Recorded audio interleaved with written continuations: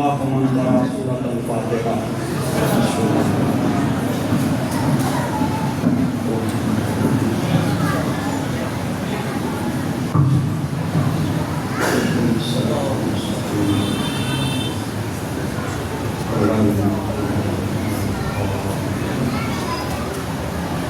لا حول ولا قوة إلا بالله العلي العظيم. أعوذ بالله من الشيطان الرجيم. بسم الله الرحمن الرحيم. الحمد لله الذي هدانا لهذا وما كنا لنهتدي لولا أن هدانا الله. لقد جاءت رسل ربنا بالحق. الصلاة والسلام على أشرف الأنبياء والمرسلين مولانا ومولانا الثقلين جد الحسن والحسين أبي القاسم محمد. الصلاة والسلام على أهل بيته الطيبين الطاهرين المعصومين المظلومين المنتجبين المنتخبين. ولعنة الله على أعدائهم ومنكر فضائلهم وغاصب حقوقهم أجمعين من ليلتنا إلى قيام يوم الدين. أما بعد فقد قال الله سبحانه وتعالى في كتابه الكريم وفرقانه الحميد وقوله الحق. بسم الله الرحمن الرحيم. إذ ابتلى إبراهيم ربه بكلمات فأتمهن قال إني جاعلك للناس إماما قال ومن ذريتي قال لا ينال عهد الظالمين. صلوات محمد.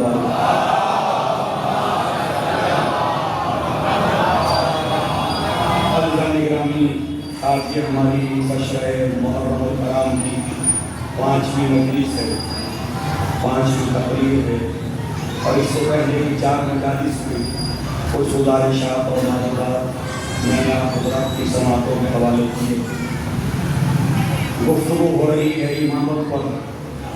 جس طرح سے الہی مناسب میں اللہ کی طرف سے معین کردہ یعنی جو عہد ہیں، جو عہدے ہیں، ان میں سے ایک نبوت ہے، ایک رسالت ہے اور ایک عہدہ امامت ہے. لہذا اس طرح سے نبوت و رسالت اللہ کا حق ہے، وہ نبی کس کو بنائے، رسول کس کو قرار دے. اسی طرح سے یہ حق بھی اللہ کو ہے کہ وہ امام کس کو بنائے. کیونکہ خداوند عالم نے جناب ابراہیم علیہ السلام کے لیے یہ ارشاد فرمایا کہ اذ ابتلی ابراہیم ربہ بکلمات فاتمہن، کہ جب ہم نے جناب ابراہیم علیہ السلام کو کچھ کلمات کے ذریعے کچھ مصیبتوں میں مبتلا کیا، اور جب انہوں نے مکمل طریقے سے اس امتحان کو کامیاب کر لیا تو پھر ہم نے یہ اعلان کیا کہ اب ان لوگوں کا امام بنائیں. یہ امتحان اس عالم میں ہوا. جناب ابراہیم علیہ السلام پہلے سے نبی تھے، رسول تھے، بڑے رسولوں میں سے ایک تھے اور اللہ کے دوست تھے. اس کے لیے قرآن نے لفظ خلیل استعمال کیا کہ ہم نے ابراہیم کو اپنا دوست بنایا.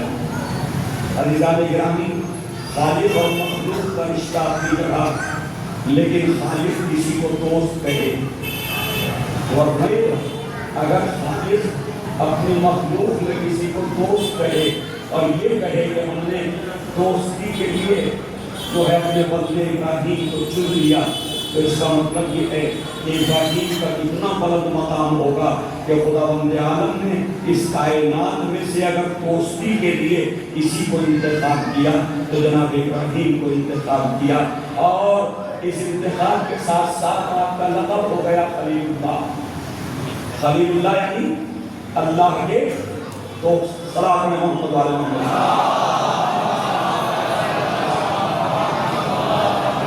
جناب ابراہیم علیہ السلام کے پاس منصب نبوت موجود ہے، منصب رسالت موجود ہے، منصب خلت موجود ہے، اور اس کے بعد جب خداوند عالم نے امامت کا اعلان کیا تو اب قرآن ہمیں یہ بتاتا ہے کہ ایک مرتبہ جناب ابراہیم علیہ السلام نے جیسے اس اعلان کو سنا کہ انی جاعلک للناس اماما، ایک مرتبہ فوراً بارگاہ رب العزت میں ہاتھوں کو بلند کر دیا، ومن ذریتی، اور میرے معبود کیا یہ امامت میری ذریت میں، میری اولاد میں بھی یہ منصب امامت آئے گا؟ کیا میری اولاد بھی امام بنے گی؟ سوال یہ پیدا ہوتا ہے، نبی پہلے سے تھے، نبوت کو نہیں مانگا، رسول پہلے سے تھے، رسالت کو نہیں مانگا، خلیل بنائے گئے، اس منصب خلت کو اپنی اولاد کے لیے طلب نہیں کیا۔ جیسے ہی خدا نے کہا ہم لوگوں کا امام بنائیں گے تو ابراہیم کہہ رہے ہیں کہ میری ذریت میں بھی امامت کا عہدہ آئے گا۔ اس کا مطلب یہ ہے کہ ابراہیم کا دعا کرنا بتا رہا ہے کہ یہ منصب باقی منصبوں سے بالکل الگ ہے۔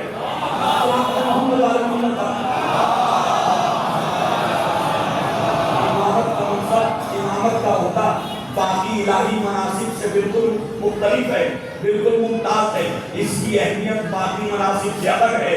اس لیے جناب ابراہیم دعا کر رہے ہیں کیا میری ذریت میں بھی امامت آئے گی؟ کیا کہا ابراہیم نے؟ ذرا غور فرمائیے گا ادبی اعتبار سے۔ ایک تو یوں ہوتا کہ کیا میری پوری اولاد بھی امام بنے گی؟ غور فرمائیے گا، اس کا مطلب دعا ہوتی کہ میری نسل کا ہر فرد امام قرار دے دے، میری نسل میں ہر فرد کو امام قرار دے دے، اس کو منصب امامت عطا کر دے۔ لیکن دعا کی کوئی شان سے دعا کی جناب ابراہیم نے، وَمِن ذُرِّيَّتِي، کیا میری اولاد میں سے بھی امام بنیں گے؟ اور فرمائیے گا کیا میری اولاد میں سے بھی یہ منصب امامت مجھ کو ملے گا؟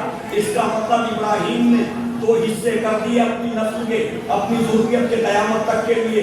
ایک وہ کہ جن کے لیے دعا کر رہے ہیں کہ امامت کا منصب ملے، اور ایک وہ کہ جن کے لیے امامت طلب نہیں کی۔ ایک بات سمجھ کے ساتھ رحمۃ اللہ آگے تشریف لائیے، ایک بات سمجھ کے ساتھ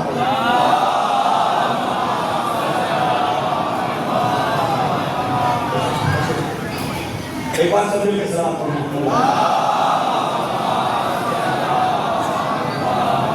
تو عزیزان گرامی، امامت کا منصب جو قرآن بیان کر رہا ہے، جو خدا بیان کر رہا ہے کہ ہم نے اپنے بندے ابراہیم کو نبوت عطا کی، رسالت عطا کی، اولی العزم نبی بنایا، صاحب شریعت بنایا، اور اس کے بعد ہم نے ایک اور منصب عطا کیا جس منصب کا نام ہے خلت، یعنی ہم نے ابراہیم کو اپنے بندوں میں دوست قرار دیا۔ ہمارے دوست ابراہیم اتنا بڑا مقام ہے کہ کوئی بندہ رب کا دوست ہو جائے اور رب سے خطاب دے کہ یہ ہمارے دوست ہیں، اسی لیے ان کا لقب ہے خلیل اللہ۔ اور بھائی ان کا لقب کیا ہے؟ خلیل اللہ، یعنی اللہ کے دوست۔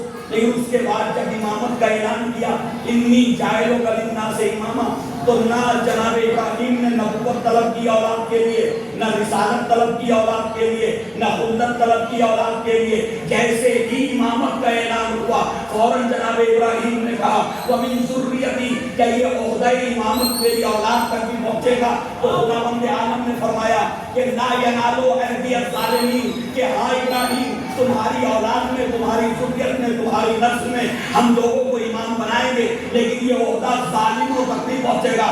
اس کا مطلب یہ ہے کہ امام وہی ہوگا جس نے کبھی ظلم نہ کیا ہوگا۔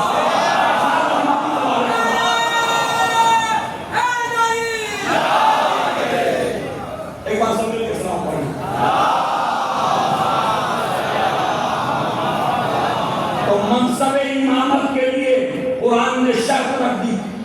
شرط اولی یہ ہے لا ینال ایدی الظالمین، کیا کہا قرآن نے؟ نہیں پہنچے گا میرا یہ عہدہ امامت، کس تک نہیں پہنچے گا؟ ظالم تک۔ اب ظلم کسے کہتے ہیں اسے سمجھیے گا۔ ظلم تین طرح کے ہو سکتے ہیں۔ ایک ظلم انسان اپنے نفس پہ کرتا ہے، اور وہی نا اپنے نفس پہ ظلم کرتا ہے۔ اس ظلم کو یوں سمجھیے کہ سارے دن جو ہے کنجوسی اور بخارت کی وجہ سے پیسہ جمع کرنے کے لیے کھانا نہیں کھا رہا۔ ایک مثال دے رہا ہوں آپ کو، تو اپنے نفس پر، اپنے آپ پہ ظلم کر رہا ہے۔ اور ایک ظلم ہے جو حقوق العباد پہ کرتا ہے، یہ اللہ کے بندوں کے حقوق ہیں ایک دوسرے کے اوپر، پڑوسیوں کے حق پڑوسیوں پر ہیں، مسلمان بھائی کا حق مسلمان بھائی پر ہے یا نہیں؟ صاحبان ایمان کا حق دوسرے صاحبان ایمان پر ہے، اگر وہ ان کے حق کو پامال کرتا ہے تو یہ ظلم علی العباد ہے۔ اسے کیا کہتے ہیں؟ بندوں پہ ظلم کرنا۔ اور ایک تیسری قسم ہے ظلم کی، وہ تیسری قسم کیا ہے؟ ظلم علی اللہ۔ اور یہ اللہ پہ ظلم کرنا وہ کیا ہے کہ اللہ نے نماز واجب کی اور یہ مسلمان تو ہے، مومن تو ہے، مانتا ہے کہ نماز واجب ہے، پڑھتا نہیں ہے۔ صاحب محمد علیہ وسلم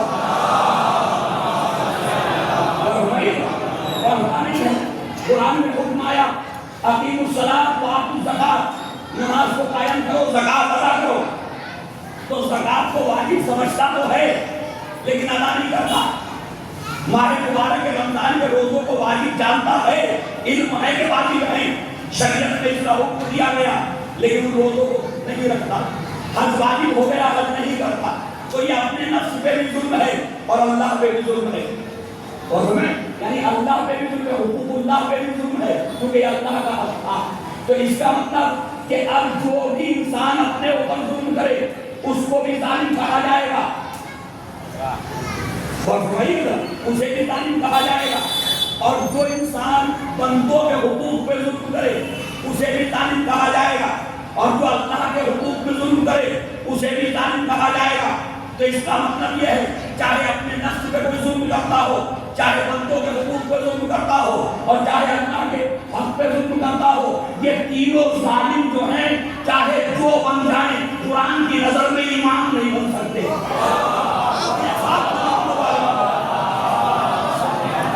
قرآن کی نظر میں، اللہ کی نظر میں یہ امام نہیں بن سکتے۔ اب میں اس امام کی بات نہیں کر رہا جو 2 رکعت نماز پڑھانے کے لیے امام بنایا جائے، کیوں؟ وہ منصب الہی نہیں ہے، وہ اللہ کا عہدہ نہیں ہے، وہ ہم نے مسجد میں ایک عالم کو کہ جو دین جانتا ہے اس کو رکھا ہے۔ اللہ نے نہیں کہا کہ یہ میری طرف سے امام ہے۔ تو لہذا جو امام ہمیں نماز کی امامت کرا رہا ہے، جو نماز ادا کرا رہا، دین سکھا رہا ہے، یا فرض کیجیے حدیث کا امام ہے، تاریخ کا امام ہے، سیرت کا امام ہے، اور ہمیں عقائد کا امام ہے، مسائل بیان کرتا ہے، ہم اسے امام کا نام دیتے ہیں، تو وہ امام اللہ کے منصب والا امام نہیں ہے۔ اور ہمارے وہ امام اللہ کے منصب والا امام نہیں ہے، وہ امام کو ہم نے اس معنی میں دیا کہ یہ لیڈر ہے، رہنما ہے، قائد۔ صاحب محمد علیہ محمد ایک کنفیوژن پیدا ہو جائے گی کہ جب غیر معصوم ہے تو کبھی اپنے پہ ظلم کرے گا، کبھی بندوں کے حقوق پہ ظلم کرے گا، کبھی اللہ کے حقوق پہ ظلم کرے گا نہیں کرے گا، تو غیر معصوم ہے۔ تو اس کا مطلب یہ ہے کہ پھر کوئی مسجد میں امام ہی نہیں ہو سکتا، تو مسجد والے امام کی بات نہیں کر رہا ہوں، سوال کر رہا ہوں میں اس امام کی بات کر رہا ہوں، اس منصب کی بات کر رہا ہوں کہ جو منصب خداوند عالم نے قرآن میں ذکر کیا کہ امامت کا یہ منصب نہیں پہنچے گا ظالم کو، لا ینال عہدی الظالمین، اور یہ کہا عہدی یہ میرا عہدہ ہے، تمہیں حق نہیں کسی کو امام بنانے کا، تمہیں حق نہیں کسی کو اپنا رہبر بنانے کا۔ اگر تمہیں امام بنانے کا حق ہوتا تو پھر نبی بنانے کا بھی حق ہوتا، پھر رسول بنانے کا بھی حق ہوتا۔ تو جب تمہیں نبی بنانے کا حق نہیں، وہ اللہ کا منصب ہے، اللہ بنائے گا جس کو بنائے گا۔ جب تمہیں رسول بنانے کا حق نہیں تو پھر تمہیں رسول کا وصی بنانے کا حق نہیں، پھر خلیفہ بھی وہی قرار دے گا، اسی کا اختیار ہے۔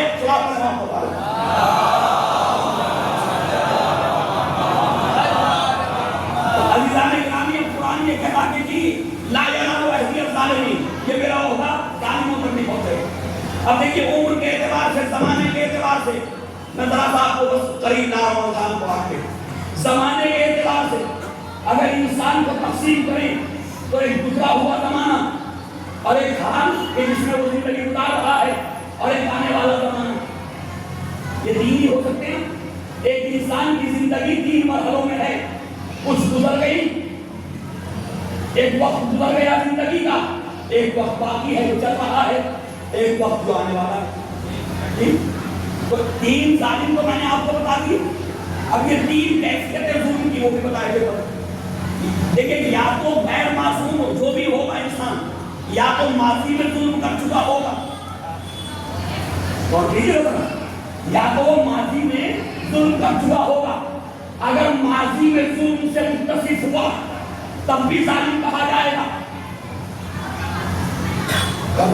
یا ابھی ظلم کر رہا ہوگا حال میں، تو اگر ابھی بھی ظلم کر رہا ہے تو متصف پر ظلم ہے، ابھی بھی ظالم کہا جائے گا، یا آنے والے زمانے میں ظلم کرے گا تب بھی ظالم کہا جائے گا۔ ظالم کا نام تینوں کے ساتھ آئے گا، اور بھائی تینوں میں اس کا مطلب یہ ہے کہ اب وہ انسان لاؤ امامت کے لیے اور خلافت کے لیے کہ جو پیدا ہونے سے لے کے موت کی آغوش تک کا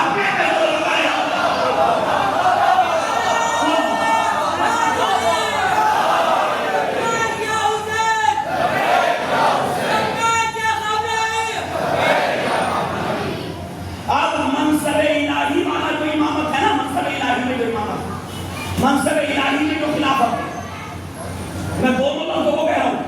قرآن نے خلافت کا مسئلہ بھی اپنے ہاتھ میں رکھا، کہا نا قرآن نے اذ قال ربک للملائکۃ انی جاعل فی الارض خلیفہ، یہ قرآن کی آیت ہے، یعنی خلافت کا مسئلہ بھی اپنے ہاتھ میں رکھا، میں خلیفہ بناؤں گا۔ اور ہمارے جناب موسیٰ علیہ السلام چاہتے تو نبی تھے یا نہیں تھے؟ نبی تھے، تو اپنا خلیفہ خود چن لیں، پریشانی کیا بات ہے؟ لیکن قرآن کہتا کہ جناب موسیٰ نے ہارون کو اپنا خلیفہ نہیں بنایا، دعا کی میرے معبود میرے بھائی ہارون کو میرا خلیفہ بنا دے۔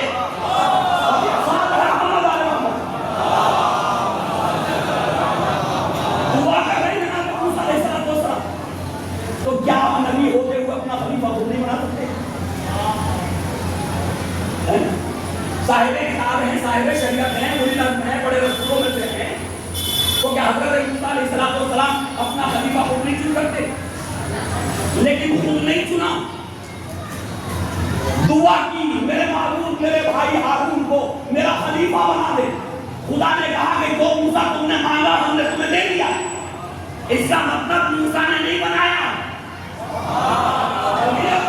موسیٰ نے تو گزارش کی، التجا کی اللہ سے، اللہ نے اس التجا کو مان لیا، تو بنایا کس نے؟ اللہ۔ تو پہلے خلیفہ نے آدم، کس نے بنایا؟ انی جاعل فی الارض خلیفہ، میں زمین میں خلیفہ بنانے والا ہوں، کس نے بنایا؟ آدم کو۔ اگر کوئی بناتا بھی کیسے، اس وقت انسان تھے ہی نہیں۔ صلاۃ رحمت والے رحمت کوئی انسان تھا ہی نہیں، سب آدم کے بعد ہوئے نا، اسی لیے وہ آدمی کہلائے۔ جناب آدم کے بعد دنیا میں جو نسل پھیلی وہی تو آدمی کہلائے ان کی نسبت سے۔ تو جناب آدم ابو البشر پوری انسانیت کے بعد میں وہاں سے انسانیت کا کارواں چلتا ہے، لیکن جناب آدم کو کس نے بنایا؟ خدا نے۔ قرآن کہہ رہا ہے خدا نے بنایا، خلیفہ خدا نے بنایا۔ ملائکہ سے کہہ دیتا، ملائکہ سے کہہ دیتا کہ اے میرے مقربین، اے میرے عبادت گزارو، میرے اطاعت سے آؤ، تمہیں حکم جو ہے کسی کو خلیفہ بنا دو۔ ہم سے زیادہ اچھے تھے اس وقت ملائکہ، کیونکہ ہم کو تھے نہیں۔ صحابہ محمد والے محمد، تو ملائکہ جو ہے میٹنگ کر لے کے، ملائکہ کہیں جمع ہو کے کانفرنس کرتے، سیمینار کرتے اور چن لیتے اللہ کا خلیفہ کہ ہم ان کو بناتے ہیں۔ لیکن خدا نے کہا نہیں، ایک کہیں نہ کہیں سوال بھی کیا ملائکہ نے، اَتَجْعَلُ فِيهَا مَن يُفْسِدُ فِيهَا وَيَسْفِكُ الدِّمَاءَ، میرے معبود تو کیا ایسے کو خلیفہ بنائے گا زمین پر کہ جو جانے کے بعد فتنہ فساد کرے، جو خونریزی کرے؟ اس کا مطلب یہ ہے ملائکہ بھی پہلے ہی دن جس دن خلافت کی بات آئی تھی، ملائکہ نے پہلے ہی دن کہہ دیا تھا میرے معبود بنانا تو ایسے کو بنانا جو فتنہ فساد نہ کرتا ہو۔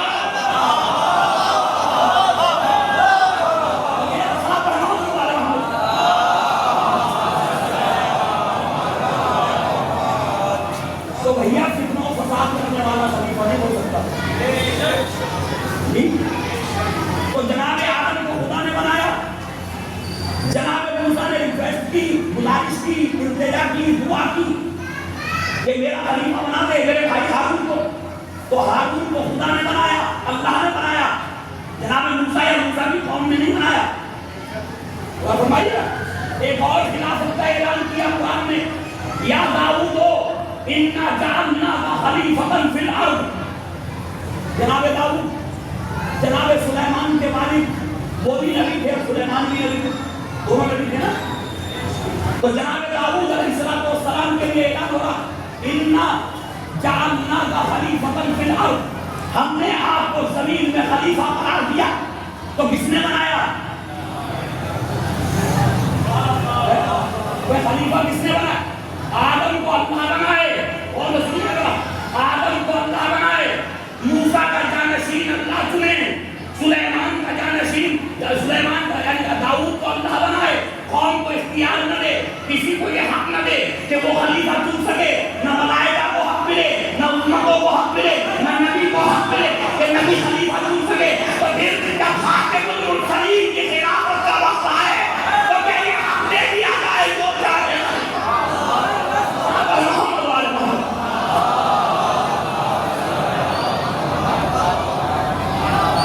جب سارے خلیفہ اس نے بنایا, سب کی خلافت کا اعلان اللہ نے خود کیا, تو کیا محمد مصطفیٰ کا خلیفہ ہمارے اوپر چھوڑ دے گا؟ تم بنا لو.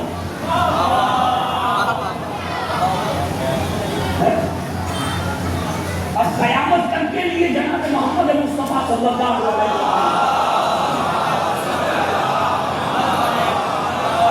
ظاہراً جس کو جسمانیت کے ساتھ ہمارے سامنے, امت کے سامنے قیامت تک نبی کو نہیں ہے, نہیں ہے نا.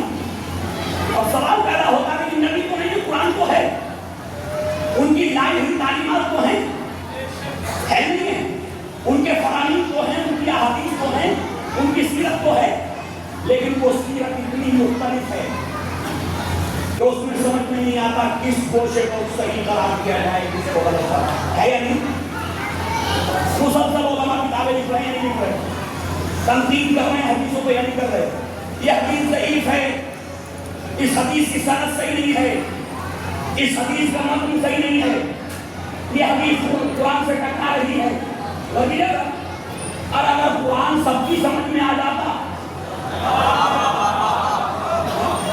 اگر قرآن اتنا ہی آسان ہوتا تو سب کی سمجھ میں آ جاتا, تو تفسیریں مختلف کیوں ہوتی, مفسرین کا اختلاف کیوں ہوتا. کوئی کہتا یہ آیت فلاں کے لیے نازل ہوئی تو دوسرا کہتا فلاں کے لیے نازل ہوئی. تو فیصلہ کرے تو کرے کون؟ اب قرآن کو سمجھائے کون؟ نبی تو موجود ہے نہیں, نبی کے اقوال کو سمجھائے کون؟ نبی خود موجود رہیں گے نہیں. تو اس لیے خداوند عالم نے کہا کہ میں محمد مصطفیٰ کے نور کو خلق کرنے کے بعد اسے کئی حصوں میں تقسیم کیے دیتا ہوں, تاکہ نور کا ایک حصہ ہر زمانے میں امت کی ہدایت کے خلاف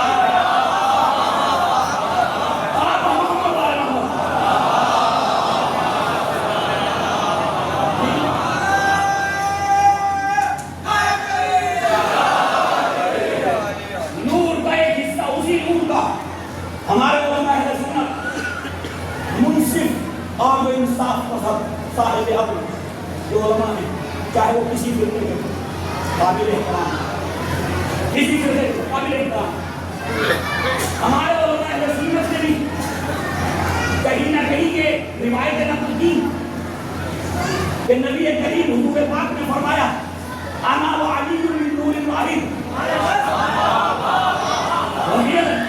میں اور علی ایک ہی نور کے ٹکڑے ہیں. احادیث کی کتب میں آپ جا کے دیکھیے ہمارے علماء نے کیسے بتائی نقل کی اہل بیت کے. کہیں فرمایا حسین و منی, حسین و منی وحانا من الحسین, حسین مجھ سے ہے اور میں حسین سے ہوں. اور ذرا جملہ سن لیجیے اس حدیث کا, سنن ترمذی میں ہے, سنن ابن ابی داؤد میں ہے, اور باقی سب مستدرک صحیح ہیں میں, مسند احمد ابن حنبل میں مل جائے گی, یونان الموضع میں مل جائے گی, تاریخ ابن اساکر میں مل جائے گی, تاریخ دمشق میں, حدیث موجود ہے. نبی کریم نے فرمایا حسین منی وانا من الحسین، حسین مجھ سے ہے اور میں حسین سے ہوں. اب ذرا جملہ سنیے گا جو آپ کے لیے وہاں تک ہر ایک کو سننا چاہیے ابو سلمان کو. نبی فرما رہے ہیں احب اللہ من احب حسین، میرے معبود تو اس سے محبت کر تو حسین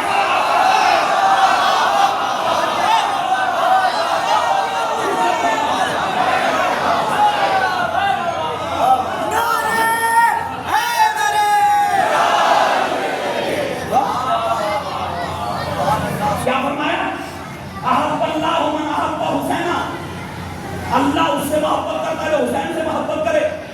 وَأَبْغَضَ اللَّهُ مَنْ أَبْغَضَ حُسَيْنًا،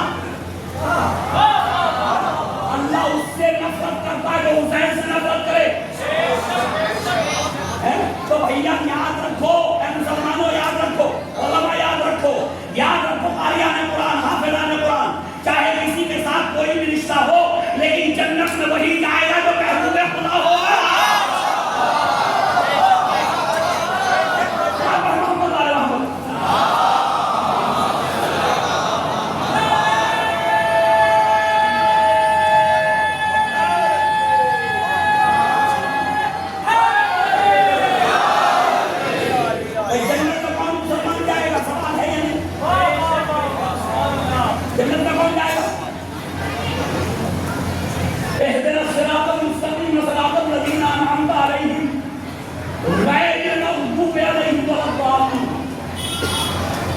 کون ہے ہدایت یافتہ؟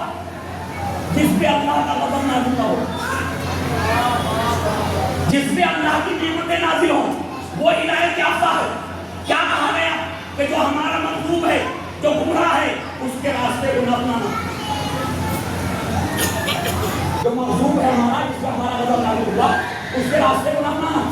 جو گمراہ ہو گیا اور اعلان گمراہی کی طرف جا رہا ہے، اس کے راستے کو نہ اپنانا. کس کے راستے کو اپنانا؟ انعمت علیہم، جن پر ہم نے اپنی نعمتیں نازل کی. تو یہ وہ کون لوگ ہیں جن پہ نعمتیں نازل ہوئی؟ اور وہ کون لوگ ہیں جن پہ اللہ کا غضب نازل ہوا؟ تو مسلمان کو بس یہی پہچاننا ہے اپنی زندگی میں کہ مغفور خدا کون ہے اور محبوب خدا کون ہے. سارا مسئلہ ہی حل ہو جائے گا. محبوب خدا کے راستے کو چنو، اس کے پیچھے چلو. مغضوب خدا سے دور کرو. صلاۃ پڑھ محمد علیہ محمد. اب حضور پاک کی حدیث سے ثابت ہوتا ہے. کیا کہا؟ احب اللہ من احب حسین، اللہ اس سے محبت کرتا ہے جو حسین سے محبت کرتا. کیا مطلب؟ یعنی محب حسین محبوب خدا. محب حسین،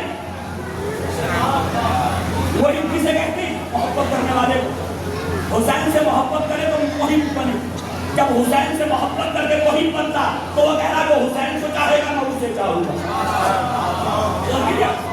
نبی فرمایا اللہ اسے چاہے گا جو حسین سے محبت کرے گا.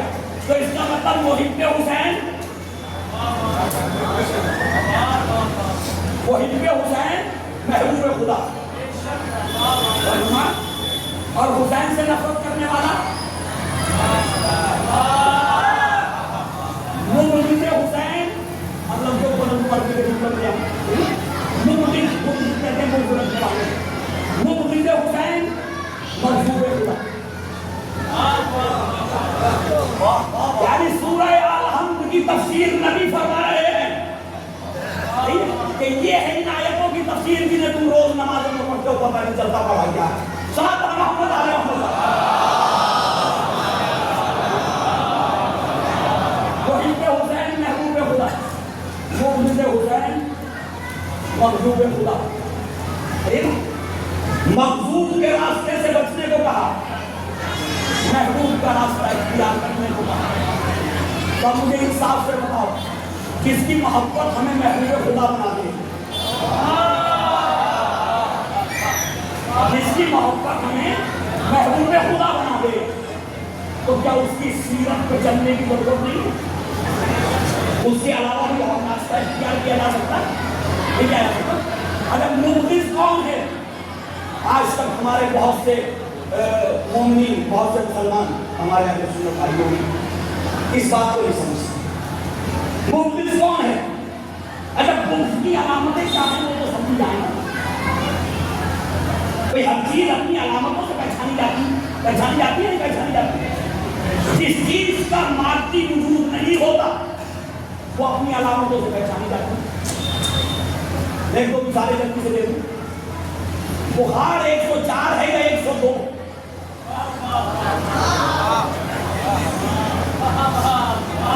کیونکہ بخار کوئی مادی چیز نہیں ہے، کوئی گلاس کی طرح نہیں ہے جو نظر آ جائے، کسی برتن کی طرح، کسی کپڑے کی طرح نہیں ہے، کوئی حرارت ہے، کیفیت ہے نا؟ جب کیفیت ہے تو اس کو پہچاننے کے لیے اس کے لیے ہم نے آلات بنائے،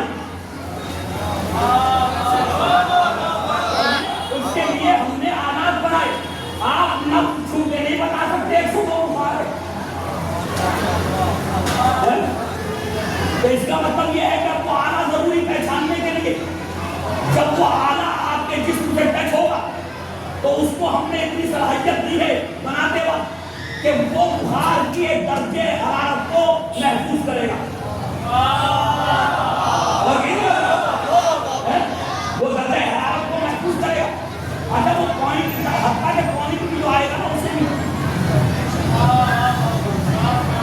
صاحب ہے محمد والا محمود۔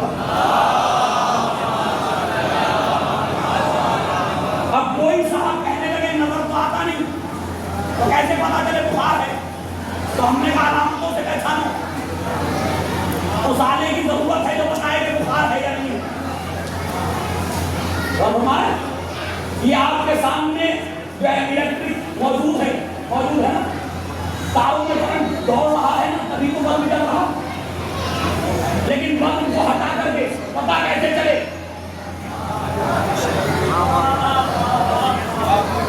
آپ نے بلب کو ہٹا دیجیے، پھر بتائیے اس تار میں کرنٹ ہے یا نہیں ہے، تو کیسے پتا چلے گا؟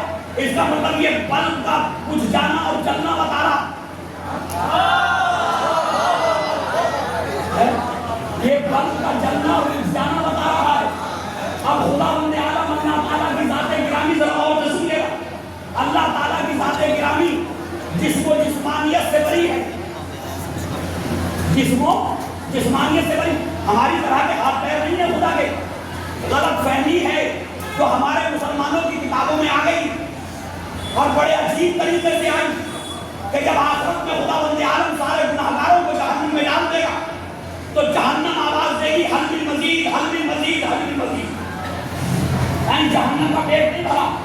سوال یہ ہے میرے معبود اتنی بڑی پناہی کیوں نہیں تھی؟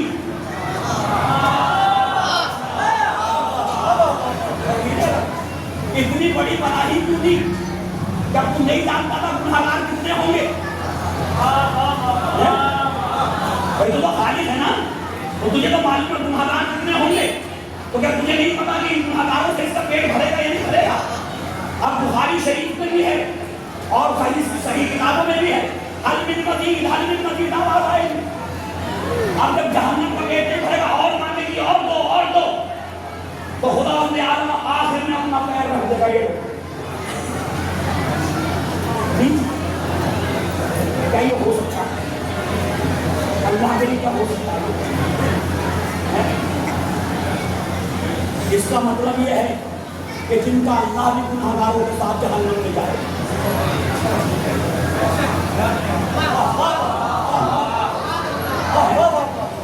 کوئی جن کے عقیدے میں اللہ بھی جہنم، چلو اللہ کا ایک حصہ ہے، تو بھائی گناہگاروں کو کیا پریشانی؟ وہ کہتے ہیں ہمارے ساتھ اللہ جانتا ہے۔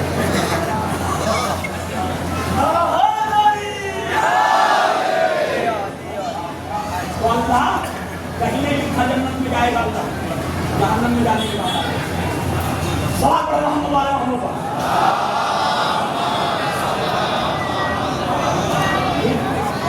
مختصر یہ کہ خداوند عالم اللہ کی ذات گرامی، ذات خداوند عالم جو ہے وہ محفوظ ہے مادیت میں،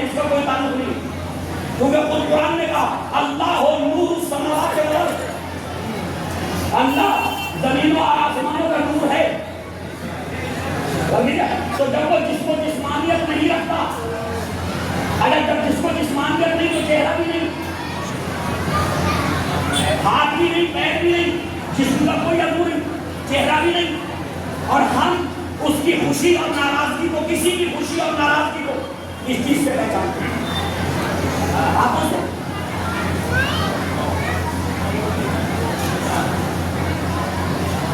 انسان کی خوشی اور ناراضگی کو پہچاننے کا معیار کیا ہے؟ کیا اس کے ہاتھ ہیں؟ کیا اس کے پیر ہیں؟ جسم کا کوئی اور عضو ہے؟ نہیں، بلکہ ہم یہ دیکھتے ہیں کہ جو بات ہم نے کہی اس کے چہرے پہ آثار کیسے آئے۔ فرمائیے گا، جو بات ہم نے کہی اسے سننے کے بعد اس کے چہرے پہ بشاشت دوڑ گئی، خوشی دوڑ گئی یا ناراضگی، اس کا مطلب چہرہ بتاتا ہے، چہرہ ذریعہ بنتا ہے خوشی کا اور ناراضگی کا، راضی ہونے اور ناراض ہونے کا چہرہ ذریعہ ہے۔ اب وہ دیکھا نہیں جا سکتا تھا، کوئی دنیا میں تو نہیں دیکھ سکتا کوئی خدا کو، اگر عقیدہ ہے تو وہ آخرت کے لیے ہے نا، تو اسے دیکھا نہیں جا سکتا تھا۔ وہ بھی ہمارے اہل سنت بھائیوں کا عقیدہ کہ آخرت میں اللہ سے مسافر کریں گے ہم، صراط محمد والے محمد، وہ بھی ان کا عقیدہ ہے۔ تو عزیزان گرامی، دنیا میں تو نہیں دیکھا جا سکتا، جب دنیا میں نہیں دیکھا جا سکتا اللہ کو، تو کیسے پہچانے میرے معبود تو کس بات سے راضی ہے اور کس بات سے ناراض ہے؟ تو اس نے ہر زمانے میں اپنی طرف سے ہادی قرار دیا اور کہا کہ دیکھو میرا چہرہ تمہارے سامنے نہیں ہوگا، اس ہادی کے چہرے کو دیکھتے رہنا، پہچانتے رہنا۔ اگر میرا نبی خوش ہے تو میں خوش ہوں، اور اگر میرا نبی ناراض ہے تو میں ناراض ہوں۔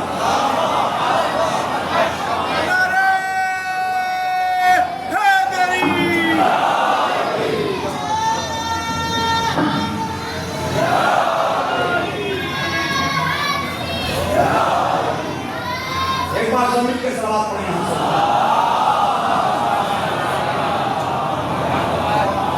تو میرا نبی خوش ہے تو میں خوش، میرا برگزیدہ بندہ ناراض ہے تو میں ناراض۔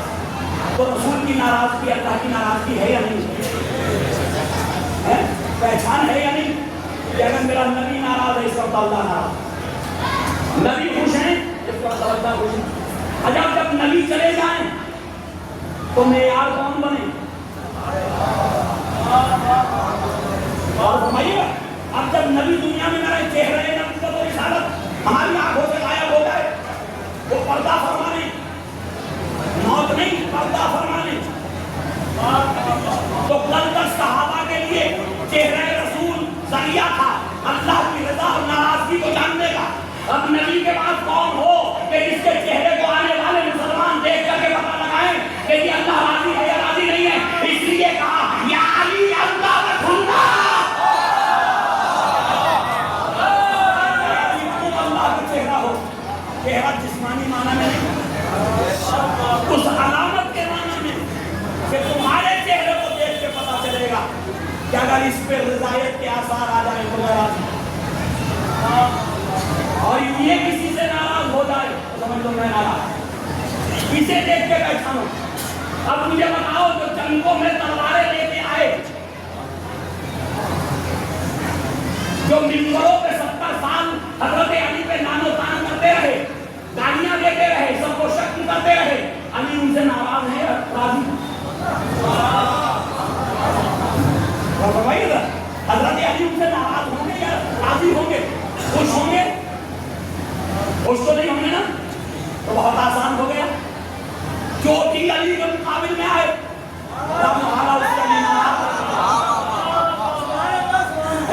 اور جب علی ناراض تو خالی علی ناراض نہیں ہے، ادھر علی ناراض ہوئے، ادھر رسول ناراض ہوئے، ادھر رسول ناراض ہوئے، ادھر خدا ناراض ہوا۔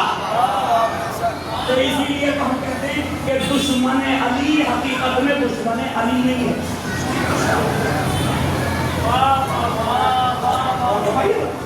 مسند امام احمد ابن حنبل میں روایت موجود ہے، دیکھ لیجیے، اور بہت سی کتابوں میں موجود ہے، اگر کوئی میرے پاس آئے گا تو اس روایت کی 10 کتابیں نکال کے روایت کیا ہے؟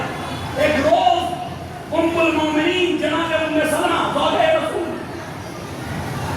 رسول ہے نا جی، ام المومنین ہے، ایک روز باہر سر نکالا اپنے حجرے سے، اور وہاں صحابہ بیٹھے ہوئے تھے، صحابہ بیٹھے ہوئے تھے، تو جناب ام سلمہ نے فرمایا میں نے سنا ہے کہ تم نبی کریم کو گالیاں دیتے ہو. یہ اہل سنت کی کتابوں میں ہے.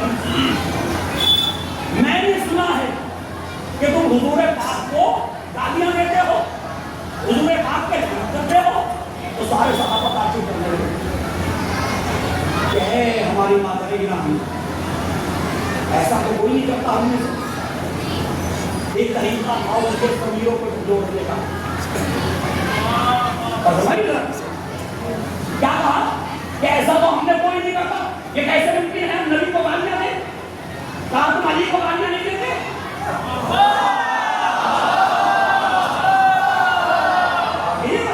تم علی کے سب کو شک نہیں کرتے.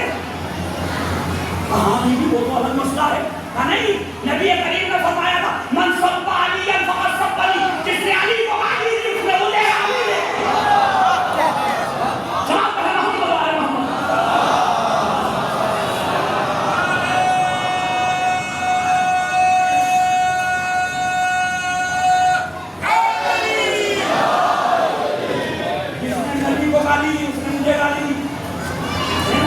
اب گالیاں دینے والے تھے کون, لعنتیں کرنے والے تھے کون؟ مسلمانوں کے ماموں, امت مسلمہ کے ماموں جان. اب دیکھیے امت کی دوہری پالیسی دیکھیے, دوہری پالیسی غور سے سنیے نا. جاؤ تاریخ اٹھاؤ, صحابہ کے اوپر لکھی ہوئی کتابیں اٹھاؤ, ایک ہی انسان کو امت کا ماموں قرار دیا. ایک ہی آدمی بس جسے امت کے ماموں کا لقب ملا, خال المومنین. خال عربی میں کہتے ہیں ماموں کو, مومنین کے ماموں. اور ہمارے مومنین کے ماموں. میں پوچھنا چاہتا ہوں حضور پاک کی 13 یا 14 بیویاں ہیں روایات کے اختلاف کے ساتھ, تو ہر بیوی کا کوئی تو بھائی ہوگا.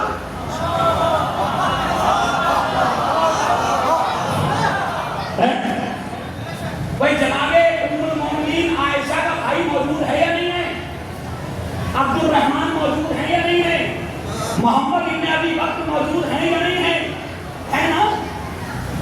باقی ازواج رسول کے بھی بھائی ہوں گے یا نہیں ہوں گے؟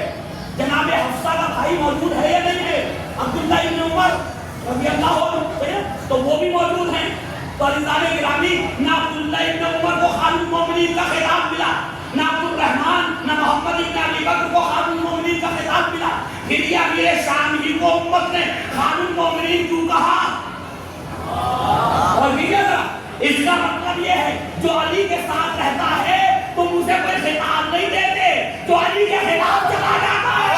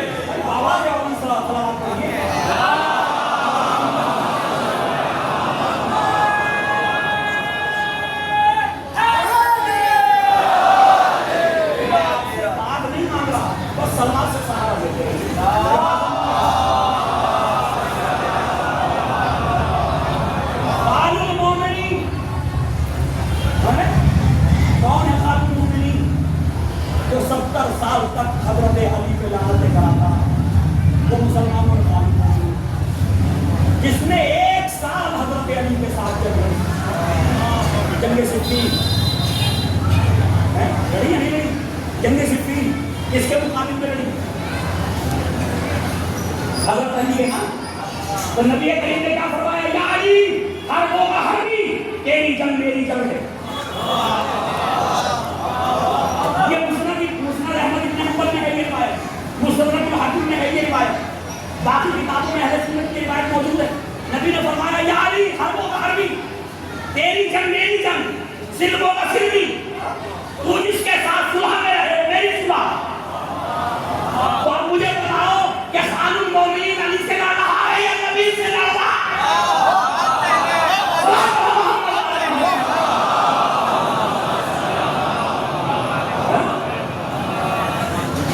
یہ لڑنے والے علی سے لڑ رہے ہیں یا نبی سے لڑ رہے ہیں؟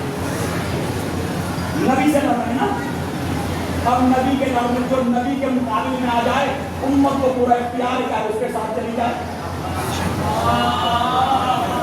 بھئی اب دو ہو گئے نا, ایک نبی سے لڑنے والا. اب امت کو اختیار چاہے نبی کے ساتھ رہے یا نبی سے لڑنے والے کے ساتھ چلا جائے. پھر اس کے بعد امام حسن مصطفیٰ سے لڑائی ہوئی کرکے ہوئی نا, اور ہمائیہ تو حسن کی جنگ کس کی جنگ ہے؟ کس کی جنگ ہے؟ حسن سے جنگ لڑنا کس سے لڑنا ہے؟ رسول سے. حسین منی وانا من الحسین, حسین سے لڑنے والا کس سے لڑ رہا ہے؟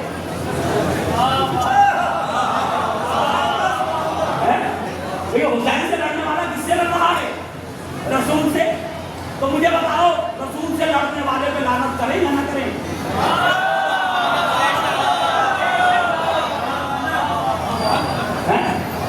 کوئی رسول سے لڑنے والے پہ لعنت کریں یا نہیں کریں؟ اچھا اگر میں ان پہ لعنت کروں جو جنگ بدر میں نبی کے خلاف آئے تو کسی مسلمان کو برا نہیں لگتا؟ عتبہ شیبہ ولید کفار و مشرکین بدر میں آئے نا نبی کے خلاف, جب لڑی نا نبی سے. میں نے لعنت کی کفار و مشرکین پہ, ان اہل مکہ پہ جو نبی سے لڑ رہے تھے ان کا اللہ کی لعنت ہو. سارے مسلمان شریک ہو گئے لعنت میں. کسی کو برا نہیں لگا, غور کیجیے گا. ایسی ہے نا احد میں جو نبی سے لڑے ان پہ لعنت کیجیے, کبھی کسی کو برا نہیں لگتا. خیبر میں جو نبی سے لڑے ان پہ لعنت بھیجیے, کبھی کسی مسلمان کو برا نہیں لگتا. تو جب تم لعنت کرتے ہو نبی کے مقابل میں آنے والے پہ, نبی کے مقابل میں آنے والے کو قابل لعنت سمجھتے ہو, اور لعنت بھیجنے والے سے جب وہ لعنت بھیجتا تو برا نہیں مانتے, تو پھر حسن کے مقابل میں آنے والے کو اس پہ لعنت بھیجی جاتی تو منہ ڈوبل جاتے. حسین کے مقابل میں آنے والے پہ لعنت بھیجی جاتی تو پریشانیاں کیوں ہونے لگتی؟ لعنت نہیں کرنی چاہیے, لعنت نہیں کرنی چاہیے. کیوں؟ کوئی لعنت جاتی ہے؟ کوئی لعنت گالی ہے؟ اگر لعنت گالی ہے, بدتمیزی ہے, بد اخلاقی ہے تو قرآن میں تو نہیں ہونی چاہیے.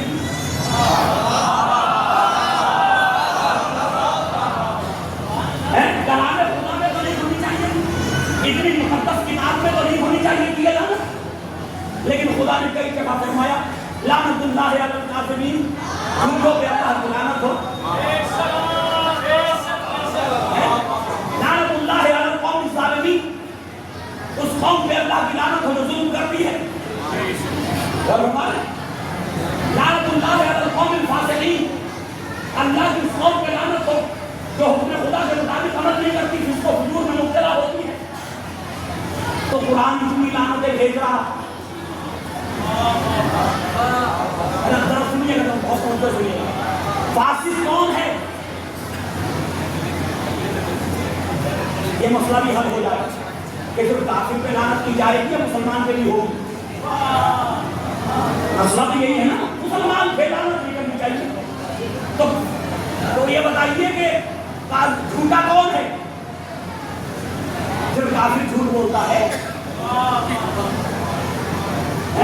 صرف مشرک جھوٹ بولتا ہے یا مسلمان بھی جھوٹ بولتا ہے؟ تو قرآن کو کہہ رہا جھوٹوں پہ لعنت ہو, چاہے وہ مسلمان ہو یا کافر. چاہے وہ مسلمان ہو یا کافر. جب جھوٹ کوئی بولے گا وہ صفت پائی جائے گی تو خدا کی طرف سے اس صفت پہ لعنت آئے گی. فاسق کسے کہتے ہیں؟ جو حکم الہی کے مطابق عمل انجام کرے وہ فاسق. شراب کو منع کیا, شراب پینے والا پوری امت مسلمہ کے علماء کی نظر میں, ائمہ مذاہب کی نظر میں فاسق ہے. شراب فاسق ہے نا. تو یہ شرابی ہے کون؟ مسلمان. تو شراب پینے کی وجہ سے مسلمان پہ لعنت ہو گئی. خدا نے لعنت بھیج دی قرآن کے اندر, پھر اتنی بات میں شراب پی لی اس نے. ایک دن مسلمان پہ لعنت بھیج دی. القوم الظالمین, لعنت اللہ علی القوم الظالمین.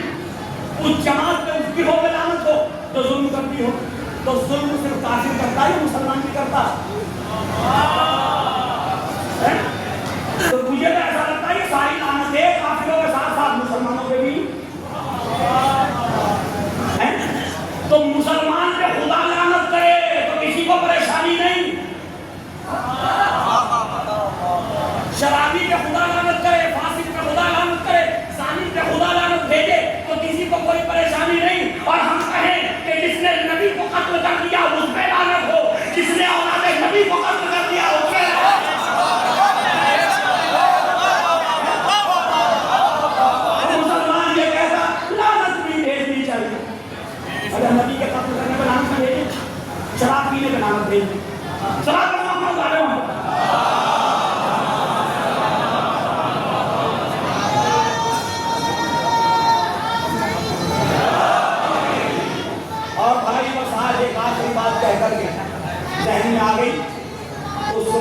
دیتا ہوں جلدی سے، بس ٹائم ختم ہو گیا۔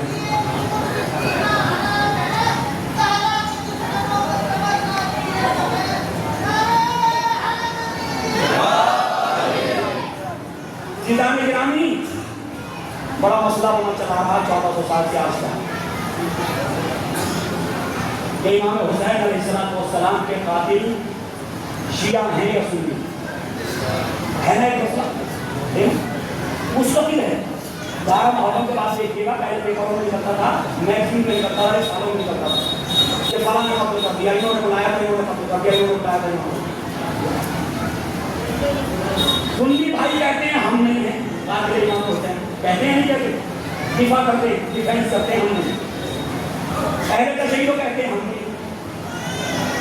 تو اس کا مطلب دونوں اپنے آپ کو قتل امام حسین سے بچا رہے ہیں۔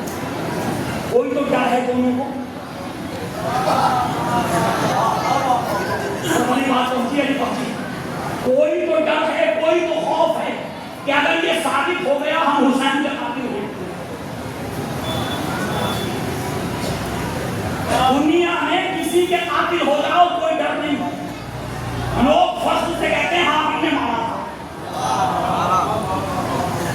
لوگ اپنے مقابل میں آنے والے کو مار کے فخر سے کہتے ہیں ہاں ہم نے قتل کیا تھا، عدالتوں میں قبول کر لیتے ہیں ہم نے قتل کیا تھا۔ لیکن یہاں ایک ایسی ذات گرامی ہے کہ خود قاتل بھی نہیں کہتا کہ میں قاتل ہوں۔ یہ ڈر ہے امام حسین کا کہ اگر نسبت قاتل کی چلی گئی ادھر تو سمجھو وہیں سے جہنمی ہو جائے گا۔ تو اس کا مطلب اب میں ایک فیصلہ سنائے دیتا ہوں اس ممبر سے، اور فیصلہ وہ سناؤں گا جو سب کو پسند آئے گا کہ بھائی نہ اہل سنت قاتل امام حسین ہے، نہ اہل تشیع قاتلان امام حسین ہے۔ وہ تو اس دن ہی اسلام سے نکل گئے جس دن وہ امام کے مقابلے میں آئے۔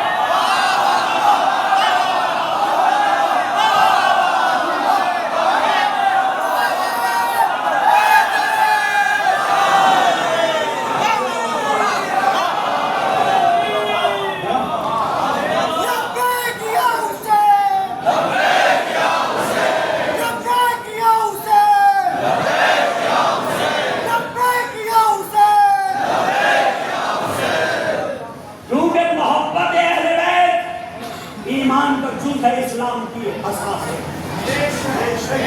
مسلمان نہیں ہو سکتا جب تک آل محمد کی محبت نہ ہو۔ تو محبت میں تلواریں نہیں چلانی۔ قتل کوئی محبت میں نہیں کرتا، قتل بغض میں کرتا ہے، نفرت میں کرتا ہے۔ تو قتل کرنے والے نے جس دن تلوار نکالی نیام سے اس دن اسلام سے خارج ہو گیا۔ اب جو جس نے بھی تلوار امام کے سامنے پھینکی نہ وہ سنی رہا نہ شیعہ رہا، تو جھگڑ کیوں رہے ہو؟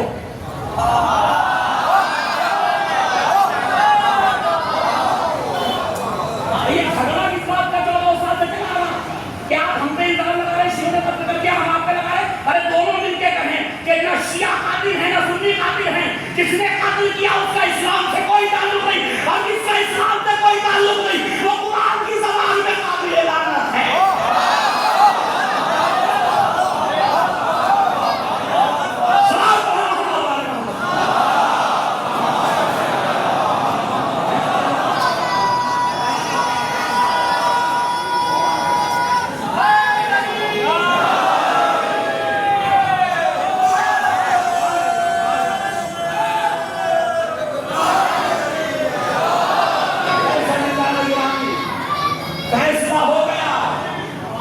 کون اسلام میں ہے اور کون اسلام میں نہیں ہے۔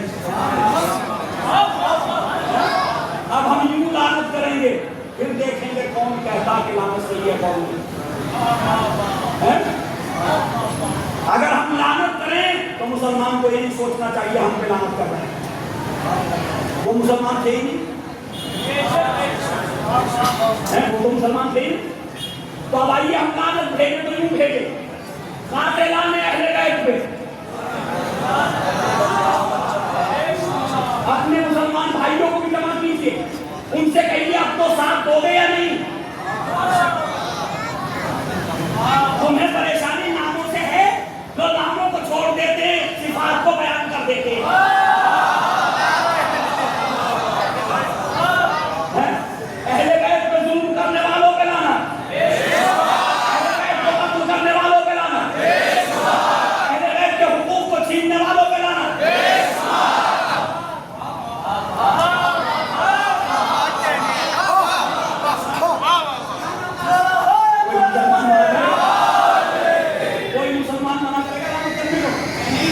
تو بھائی آپ لوگ کیوں مسجد ہیں کہ کچھ ناموں کی وجہ سے سب کو چھوڑ دے رہے ہیں؟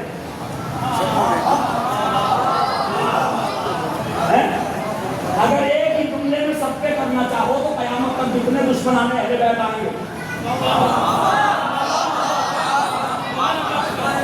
سب پہ لعنت ہو جائے گی. دشمنان اہل بیت پہ بس ابھی تانے گیا ہم کربلا والوں کا غم منا رہے ہیں. بس آخری بات نبی کریم کے 10 چچا تھے 9 چچا 10 تھے جناب عبداللہ جو نبی کریم کے بعد، لیکن 9 چچاؤں میں سے کچھ وہ تھے جو پہلے ہی ایمان لے آئے نبی کی زندگی میں، کچھ وہ تھے کہ جو خود کو ایمان نہ لائے ان کی اولادیں ایمان لے آئے. امام حسین کے زمانے تک پہنچتے پہنچتے نبی کے کسی بھی چچا کی کوئی بھی اولاد کافر نہیں ہے. چچا بڑا کے زمانے کی بات کریں پوری ذمہ داری کے ساتھ کیا ہوں گے. ابو لہب کافر مرا، چچا تھا نبی کا، اولاد مسلمان ہو گئے. اور ہمارے اولاد مسلمان تو 9 چچاؤں کی اولاد موجود تھی، لیکن جب اسلام کو خون کی اور قربانیوں کی ضرورت پڑی تو ان 8 چچاؤں کی اولاد میں مسلمان تھے سب، کوئی ایک نہیں آیا ایمان کو، کوئی ایک نہیں آیا. ساری اولاد جو کربلا میں ہے نا امام حسین کے ساتھ، اس لیے جناب ابو طالب مسلمانوں کی اولادیں اسلام کے لیے خون نہ دے سکتی، مسلمانوں کی اولادیں اسلام کے لیے قربانیاں نہ دے سکتی. اور جسے امت کافر کہتی رہی اس کی ساری نسل کربلا میں اسلام بچانے کے لیے، خالی بیٹوں کی نسلیں نہیں، جبکہ بیٹوں کی نسلیں تو اپنی نسلیں مانی جاتی، بیٹیوں کی نسلیں دیا اللہ ہے. کیا کافر جذبہ ایمانی تھا آل محمد کے افراد کا، آ گئے سب. اگر اکبر جناب علی اکبر امام حسین کے بیٹے ہیں، جناب قاسم امام حسن کے بیٹے ہیں، صحیح نا؟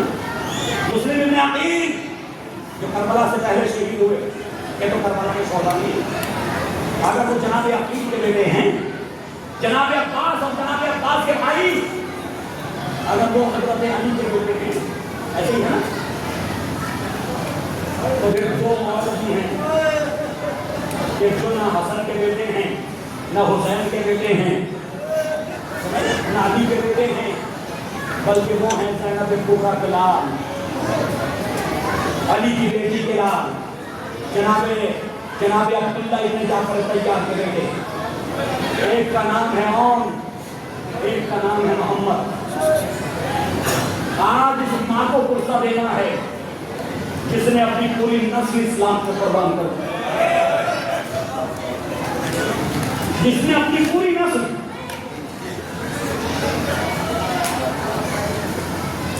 اس ماں کو پرسہ دینا ہے جس نے اپنی پوری نسل اسلام کو قربان کر دی. جب یہ قافلہ ذرا جلدی سے سن لیجیے گا، جب یہ قافلہ مدینے سے نکلا تو صرف اور صرف اس قافلے میں جناب زینب کبریٰ سلام اللہ علیہا تھی، کیونکہ مولا کائنات نے عبداللہ سے وصیت کی تھی، اے عبداللہ جب میری بیٹی زینب اگر اپنے بھائی کے ساتھ جانا چاہے تو روکنا نہیں، جب میرا بیٹا اسلام بچانے کے لیے نکلے تو تم زینب کو جانے سے منع نہ کرنا. تمہیں معلوم ہے میری بیٹی زینب حسین سے کتنی محبت کرتی ہے. تو جب مدینے سے قافلہ چلانا تو جناب عبداللہ سے صرف اور صرف جناب زینب کے لیے امام حسین نے اجازت مانگی. جناب عبداللہ نے وصیت کو مد نظر رکھتے ہوئے اجازت دے دی، میں کون ہوتا ہوں آپ کو روکنے والا شہزادی، کیسے میرے مولا حسین کہہ رہے ہیں ویسے کیجیے. جناب زینب کبریٰ یہ کو تنہائی ہے مکے، بعض روایات میں 2 منزلوں کا ذکر ہے اور بعض روایات میں مکے کا ذکر ہے. جناب عبداللہ ابن جعفر طیار مدینے میں تھے، قافلہ مکے آ گیا، 4 مہینے 10 دن تقریباً قافلہ مکے میں رہا.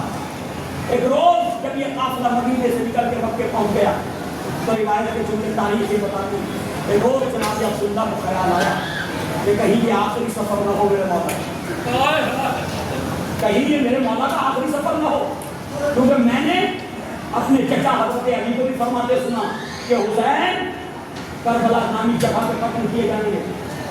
نبی کریم سے بھی حدیث موجود ہیں، تو خیال ہے کہ وہ نہ ہو کہ میرے مولا کا آخری سفر ہو۔ اور دونوں بچوں کو لیا مدینے سے چلے، دونوں بچوں کو لے کے مدینے سے چلے، مکے پہنچے، امام کی خدمت میں حاضر ہوئے، سلام کرنے کے بعد امام کے ہاتھوں کو بوسہ دیا، بوسہ دینے کے بعد فرمایا مولا مجھے ایسا لگتا ہے جس انداز میں آپ یہ سفر فرما رہے ہیں اپنے بچوں کے ساتھ، اپنے گھر کی خواتین کے ساتھ، ایسا لگتا ہے کہ شاید یہ آپ کا آخری سفر ہے، شاید آپ کا آخری سفر نہ ہو۔ میرے مولا نے کہا ہو سکتا ہے عبداللہ، ہو سکتا ہے۔ کہا کہ مولا میں یہ دونوں بچے لے کر کے آیا ہوں، میں یہ دونوں بیٹے لے کر کے آیا ہوں۔ جناب زینب کو قریب بلایا، جناب زینب کے ہاتھ میں بیٹوں کے ہاتھ دے دیے، اے علی کی بیٹی، اے زہرا کی لاڈلی، اگر وقت آ جائے اسلام پہ اور میرے مولا پہ وقت آ جائے تو ایک کو اپنی طرف سے قربان کر دینا، دوسرے کو میری طرف سے قربان کر دینا، دوسرے بیٹے کو میری طرف سے قربان کر دینا۔ جو ابھی وہ اس طرح سے عمر محمد قافلے میں شامل ہو گئے، عمر محمد قافلے میں شامل ہو گئے، 2 محرم کو قافلہ کربلا میں پہنچا۔ اس کے بعد 10 محرم کی نماز صبح کی ادائیگی کے فوراً بعد پہلا حملہ ہوا، اصحاب امام حسین میں سے تقریباً 30 سے 35 افراد اس پہلے حملے میں شہید ہو گئے۔ اس کے بعد انفرادی جنگ شروع ہوئی، ایک اور ایک کے مقابلے کی جنگ شروع ہوئی۔ اس جنگ میں ایک جاتا رہا، صحابی جاتا رہا، پہلے صحابہ نے قربانیاں پیش کی، دوست و احباب نے قربانیاں پیش کی۔ اس کے بعد عزیز و اقارب کی باری آئی۔ جب عزیز و اقارب کی باری آئی نا تو روایتیں کہتی ہیں کہ جناب زینب کبریٰ اپنے دونوں بیٹوں کو خیمے میں لیے بیٹھی ہیں، ان کے بالوں کو سوار رہی ہیں اور بالوں کو سوارتے ہوئے پیار کرتے ہوئے بار بار کہہ رہی میرے لاڈلو کیا اس وقت جاؤ گے جب اکبر باقی نہ رہے گا، کیا اس وقت تم جان دو گے جب شبیہ رسول باقی نہ رہے گا۔ بیٹے ہیں ہاتھوں کو جوڑ کے کہتے ہیں مادر گرامی ہمیں آپ ماموں سے اجازت دلا دیجیے، ہمیں آپ ماموں سے اجازت دلا دیجیے۔ مادر گرامی ہم ماموں کی خدمت میں جاتے ہیں، رنگ کی اجازت مانگتے، ماموں اجازت نہیں دیتے۔ جناب زینب کبریٰ نے بچوں کا ہاتھ پکڑا، بھائی کی خدمت میں آئی، میرے ماں جائے ارے آبا محمد مرنے کے لیے جانا چاہتے ہیں، میرے لاڈلے مرنے کے لیے جانا، آپ اجازت نہیں دیتے۔ جناب زینب کبریٰ نے بہن کو سب سے پیر پر دیکھا، اے بہن میں ان بچوں کو کیسے اجازت دے دوں، یہ صدمہ تم کیسے اٹھا پاؤ گی، یہ داغ مفارقت کیسے اٹھا پاؤ گی۔ جناب زینب کبریٰ نے کہا نہیں بھیا یہ تو 2 بیٹے ہیں، اگر خدا نے 40 بیٹے بھی دیے ہوتے تو یہ بہن آپ کو قربان کر دیتی۔ روایت کے جملے یہ بڑی مشکل اور بڑی اصرار کے بعد میرے مولا نے بچوں کو اجازت دی۔ جب اجازت دی تو ایک کو جناب عباس نے گھوڑے پہ سوار کیا، دوسرے کو جناب امام حسین سے گھوڑے پہ سوار کیا۔ درے پردہ سے ماں کی آواز آئی میرے لاڈلو اگر لڑتے ہوئے دریا میں چلے جانا تو پانی نہ پینا، پانی کے قریب نہ جانا، اصغر کی پیاس کو یاد رکھنا، سکینہ کی پیاس کو یاد رکھنا۔ لوگی تو امام نے اجازت دی، دونوں شہزادے مقتل میں آئے، جہاد کرنا شروع کیا، ایسی جنگ کی کہ جناب جعفر طیار کی جنگ یاد دلاتی، حیدر کرار کے حملے یاد دلاتی ہے۔ روایت کے جملے یہ ہے کہ لڑتے لڑتے دریا کے قریب پہنچے، اب جو دریا کے قریب پہنچے ایک مرتبہ سینے کا رک گیا، آواز دی مادر گرامی ارے ہم دریا میں موجود ہیں لیکن پانی نہ پیئیں گے۔ حاضر و روایت کے جملے یہ پڑھا کسر ساتھ نے کہا کیا تم ان کو معمولی بچے سمجھ رہے ہو، اگر تم سارے دن بھی لڑتے رہو گے تو ان میں جو ہے قبضہ نہیں کر سکتے، ایک مرتبہ سب مل کے حملہ کرو، ایک مرتبہ سب ساری فوج یزیدی ایک مرتبہ سمٹ آئی، تلواریں چلنے لگی، نیزے برسنے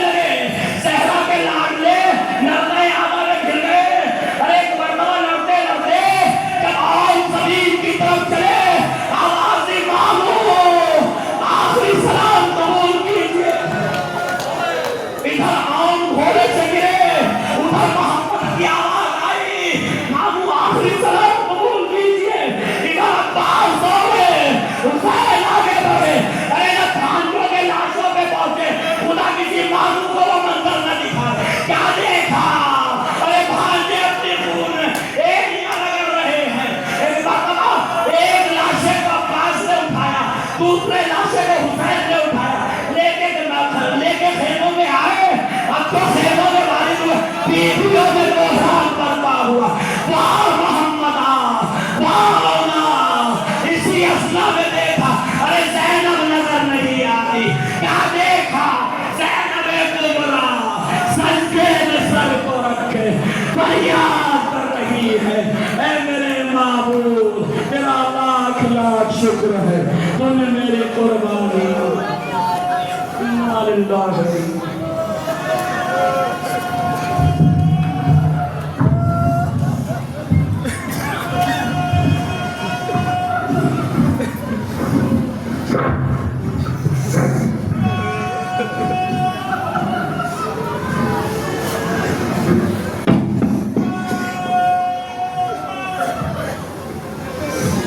لاڈلوں کا زینب کے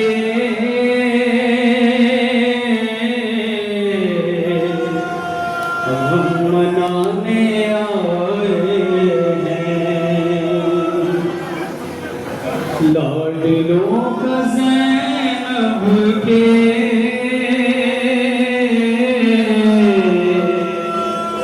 غم منانے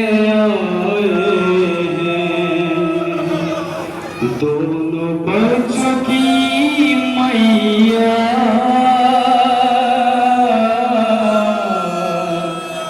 ہم اٹھانے آئے ہیں. ہائے ہائے ہزاروں کیا قیامت گزری ہوگی شہزادی زینب پر. لاڈلوں کا زینب